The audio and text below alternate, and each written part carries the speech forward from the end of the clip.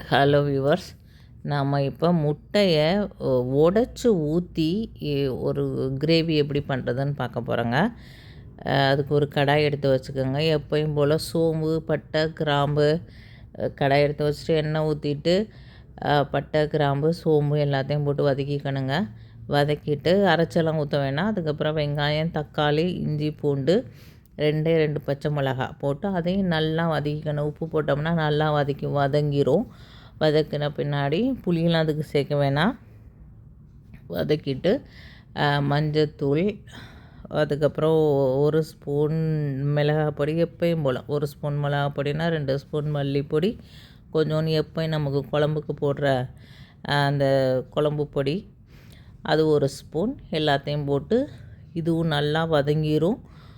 அந்த நம்ம போட்ட மசாலா பொடியோடு சேர்த்து இதுவும் சேர்ந்து நல்லா வதங்கினா மசாலா நல்லா ரெடி ஆயிரும். பாருங்கள், எண்ணெயெல்லாம் பிரிஞ்சு வந்த பின்னாடி தெரியும்ல நமக்கு எண்ணெய் பிரிஞ்சு வந்துருச்சு. மசாலாவோட இந்த வெங்காயம், தக்காளி எல்லாம் சேர்ந்து வதங்கிருச்சு. அப்படின்னு வந்த பின்னாடி கொஞ்சோண்டு தண்ணி ஊற்றிக்கணுங்க. இப்போ உப்பு சேர்த்து இப்போ எல்லா பொடியும் சேர்த்து திருப்பி நல்லா வதக்கிக்கணும். வதக்கின பின்னாடி கொஞ்சோண்டு தண்ணி ஊற்றி தண்ணி நல்லா கொதிக்க வச்சுக்கோங்க. அந்த மசாலாவோடு சேர்த்து அதையும் சேர்ந்து தண்ணி நல்லா கொதிச்சோன்னா முட்டையை உடச்சி ஊற்றணும். முட்டையை உடச்சி டைரெக்டாகவே அதை ஊற்றணும். நம்ம வேக வச்சு அதை தோலை உரித்து அதை கீறி அப்படிலாம் போடணுன்னு அவசியம் இல்லைங்க.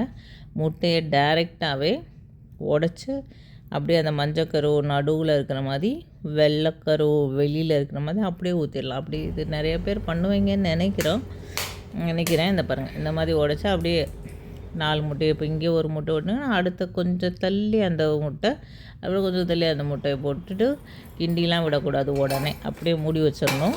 அது அப்புறம் முட்டை அதுவாக வெந்துடும். அதுக்கு ஒரு கொஞ்சம் திக்னஸ் வேணும்ன்ட்டு கொஞ்சம் தேங்காய், சோம்பு, 2 முந்திரி பருப்பு இருந்தால் போட்டுக்கலாம்.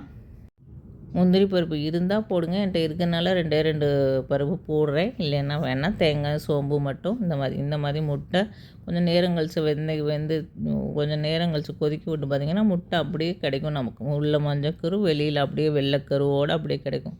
கொத்தமல்லி போட்டு கொஞ்சம் நேரம் கொதிக்க விட்டு கொத்தமல்லி போட்டு இறக்கிட்டிங்கன்னா உடச்சி ஊற்றினா முட்டை குழம்பு ரெடியாக இருங்க.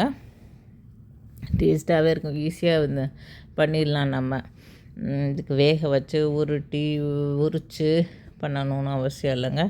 நீங்களும் இந்த மாதிரி ட்ரை பண்ணி பாருங்கள். என்னோடய சேனல் பிடிச்சிருந்தால் லைக் பண்ணுங்கள், ஷேர் பண்ணுங்கள். இந்த மாதிரி கிடைக்கும் முட்டை. இப்படி கட் பண்ணி பார்த்திங்கன்னா உள்ளே மஞ்சள் கரு இருக்கும், வெளியில் அப்படியே வெள்ளைக்கரு இருக்குங்க. ஓகே, பாய்.